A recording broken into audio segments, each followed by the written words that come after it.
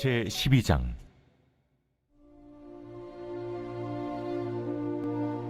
이스라엘에 관한 여호와의 경고의 말씀이라. 여호와 곧 하늘을 펴시며 땅에 터를 세우시며 사람 안에 심령을 지으신 이가 이르시되, 보라, 내가 예루살렘으로 그 사면 모든 민족에게 취하게 하는 잔이 되게 할 것이라. 예루살렘이 에워싸일 때에 유다에까지 이르리라. 그날에는 내가 예루살렘을 모든 민족에게 무거운 돌이 되게 하리니 그것을 들은 모든 자는 크게 상할 것이라. 천하 만국이 그것을 치려고 모이리라. 여호와가 말하노라. 그날에 내가 모든 말을 쳐서 놀라게 하며 그 탄자를 쳐서 미치게 하되, 유다 족속은 내가 돌보고 모든 민족의 말을 쳐서 눈이 멀게 하리니, 유다의 우두머리들이 마음속에 이르기를, 예루살렘 주민이 그들의 하나님 만군의 여호와로 말미암아 힘을 얻었다 할지라. 그날에 내가 유다 지도자들을 나무 가운데 화로 같게 하며 곡식단 사이에 횃불 같게 하리니 그들이 그 좌우에 에워싼 모든 민족들을 불살할 것이요, 예루살렘 사람들은 다시 그 본 곳 예루살렘에 살게 되리라. 여호와가 먼저 유다 장막을 구원하리니, 이는 다윗의 집의 영광과 예루살렘 주민의 영광이 유다보다 더하지 못하게 하려 함이니라.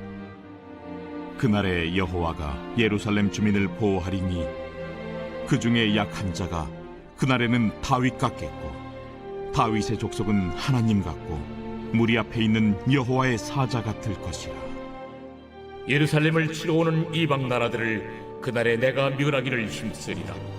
내가 다윗의 집과 예루살렘 주민에게 은총과 간구하는 심령을 부어주리니 그들이 그 찌른 바 그를 바라보고 그를 위하여 애통하기를 독자를 위하여 애통하듯 하며 그를 위하여 통곡하기를 장자를 위하여 통곡하듯 하리로다. 그날에 예루살렘에 큰 애통이 있으리니 무기또 골짜기 하다드림 문에 있던 애통과 같을 것이라.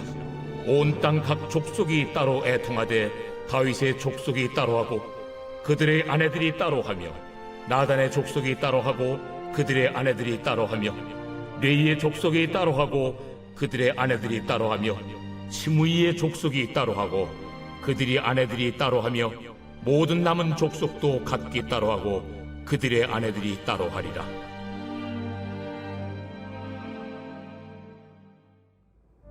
사랑하는 구독자중 여러분, 좋은 아침입니다. 4월 25일 매일 말씀 나누도록 하겠습니다. 오늘은 12장 말씀입니다. 어제 나눴던 11장 말씀에서는 선한 목자와 악한 목자에 대해 대조해 봤었죠. 그리고 또 악한 목자들을 향한 하나님의 그 심판에 대해서 나눴었습니다. 오늘 나누게 되는 12장부터 마지막 장인 14장까지는 이스라엘 미래의 그 회복에 대한 말씀으로서 11장 4절부터 7절에 나타난 그 암울한 모습에 대한 하나님의 답변이라고 볼 수 있습니다. 9장부터 10장에서 하나님은 유다의 화려한 회복을 약속하셨었습니다. 하지만 11장은 하나님의 심판과 벌로 가득 차 있었죠. 그 11장의 암울하고 절망적인 심판의 그 예언에 뒤이은 그 최종적인 모습이 12장부터 14장에 그려져 있습니다. 정리해보면 9장부터 11장에서의 그 심판을 통해서 정화된 이스라엘은 12장부터 14장에서 모든 이방 국가와 마지막 대전투를 벌이고 또 이방 국가를 여호와의 거룩한 나라로 바꾸게 되는 것입니다. 12장부터 14장은 이제 보다 먼 미래를 말하고 있고 또 종말론적이고 또 묵시론적 성격을 가지고 있기 때문에 구체적인 역사와 연결시키기는 좀 어렵습니다. 그렇기 때문에 궁극적으로 역사를 넘어서 이루어질 하나님의 그 나라를 설명함으로써 또 스가랴서의 마지막을 이루고 있습니다. 오늘 본문인 12장은 예루살렘의 구원에 대한 이야기를 하고 있습니다. 크게 두 부분으로 나눠볼 수가 있는데요. 1절부터 9절 그리고 10절부터 14절 이렇게 나눠볼 수가 있습니다. 먼저 1절부터 9절을 살펴보도록 하겠습니다. 1절에 보니까 이스라엘에 관한 여호와의 경고의 말씀이다라고 이제 시작을 하고 있습니다. 이 문장은 12장부터 14장 모두를 아우르는 그런 문장입니다. 그러니까 12장부터 14장까지의 그 말씀 모두 이스라엘에 관한 하나님의 경고의 말씀이라는 것이죠. 그리고 나서 하나님이 어떠한 분이신지를 설명하고 있습니다. 뭐라고 묘사하고 있습니까? 하늘을 펴시며 땅에 터를 세우시며 사람 안에 심령을 지으신 이라고 묘사하고 있습니다. 이게 무슨 의미일까요? 하늘을 펴시고 또 땅에 터를 세우시고 또 사람 안에 심령을 지으셨다. 이게 무슨 의미일까? 하늘과 땅, 즉 천지를 창조하시고 또 인간을 하나님과 교제할 수 있는 그런 영적인 존재로 창조하신 하나님이시라는 것입니다. 만물을 창조하시고 다스리시는 그 창조주 되시는 하나님께서 예루살렘으로 모든 주변에 있는 민족에게 취하게 하는 잔이 되게 하신다라는 것입니다. 주변에 있는 모든 민족에게 취하게 하는 잔이 된다. 이게 무슨 의미일까요? 사람이 취하게 되면 어떻게 되죠? 취한 사람 보셨죠? 취하면 비틀비틀거립니다. 비틀비틀거리고 자신의 그 의지대로 몸을 움직일 수가 없게 됩니다. 그러니까 예루살렘이 모든 민족에게 취하게 하는 잔이 된다. 이것은 예루살렘으로 인해서 주변에 있는 모든 민족이 어찌할 수가 없는 상태가 되고 또 술 취한 것처럼 굉장히 비틀비틀거리게 되고 또 걸을 수도 설 수도 없는 무기력한 상태에 처하게 된다. 이러한 의미인 것입니다. 그런데 주변 민족들은 그것을 모른 채 예루살렘과 유다를 에워싼다는 것이죠. 3절에 보니까 그렇게 주변 민족들이 예루살렘과 유다를 에워싸는 날에는 하나님께서 예루살렘을 모든 민족에게 무거운 돌이 되게 할 것이며 또 그것을 드는 모든 자는 크게 상할 것이다 라고 말씀해주고 있습니다. 여기서 예루살렘을 무거운 돌이 되게 한다. 이것은 예루살렘을 심판의 도구로 사용하시겠다라는 것입니다. 2절에서는 술에 취해 비틀거리는 정도가 되겠지만 3절에서는 그 정도가 심해져서 크게 상할 것이다 라고 말씀해주고 있는 것입니다. 그리고 4절에서는 하나님께서 모든 말과 말 탄 자를 치겠다라고 말씀하십니다. 그래서 하나님께서 치시면 그들은 먼저 심리적으로 당황하게 되고 그 결과 미치게 되고 또 마지막에는 눈이 멀게 되므로 아무것도 볼 수 없게 된다는 것입니다. 2절과 3절에서는 예루살렘을 도구로 사용해서 심판하셨는데 이제는 하나님께서 직접 이방인을 치겠다고 선포하시는 것입니다. 이렇게 하나님께서 이방 민족과 나라들을 심판하시자 드디어 유다 백성들이 반응을 보이기 시작합니다. 이것을 5절에서는 이렇게 이야기하고 있죠. 유다의 우두머리들이 마음속에 이르기를 예루살렘 주민이 그들의 하나님 만군의 여호와로 말미암아 힘을 얻었다 할지라. 이렇게 이야기하고 있습니다. 하나님께서는 이렇게 반응을 보인 유다 지도자들을 사용하십니다. 어떻게 사용하신가 하면 나무 가운데 있는 화로처럼 또 그리고 곡식단 사이에 있는 횃불처럼 사용하셔서 이스라엘과 유다를 에워싼 모든 민족들을 불사른다는 것입니다. 이러한 유다의 활력으로 예루살렘은 다시 원래의 자리에 안전하게 자리 잡게 된다는 것이죠. 이렇게 보면 예루살렘이 가장 먼저 구원된 것처럼 보일 수 있습니다. 하지만 하나님께서는 예루살렘보다 유다 장막을 먼저 구원하시겠다라고 7절에서 말씀해주고 있습니다. 하나님께서 그렇게 하시는 이유는 다윗의 집의 영광과 예루살렘 주민의 영광이 유다보다 더하지 못하게 하려 함이다 라고 이야기합니다. 그렇게 유다 장막을 먼저 구원하시고 이어서 예루살렘을 구원하시는데 이렇게 예루살렘이 구원하게 되는 그날에는 약한 자가 다윗같이 되고 또 다윗의 족속은 하나님같이 되고 또 무리 앞에 있는 여호와의 사자같이 같을 것이다 라고 말씀합니다. 이것은 다윗 왕조가 예루살렘에 있어서 매우 중요한 역할을 하고 있음을 말해주고 있는 것입니다.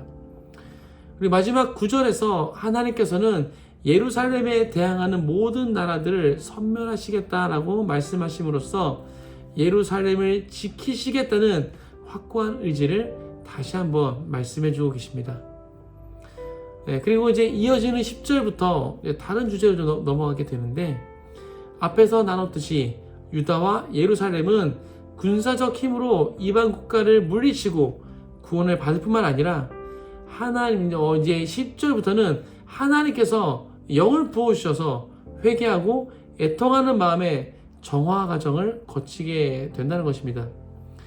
그 시작은 하나님께서 다윗 족속과 예루살렘의 거주민들에게 은총과 간구의 영을 부음으로써 이루어지게 됩니다.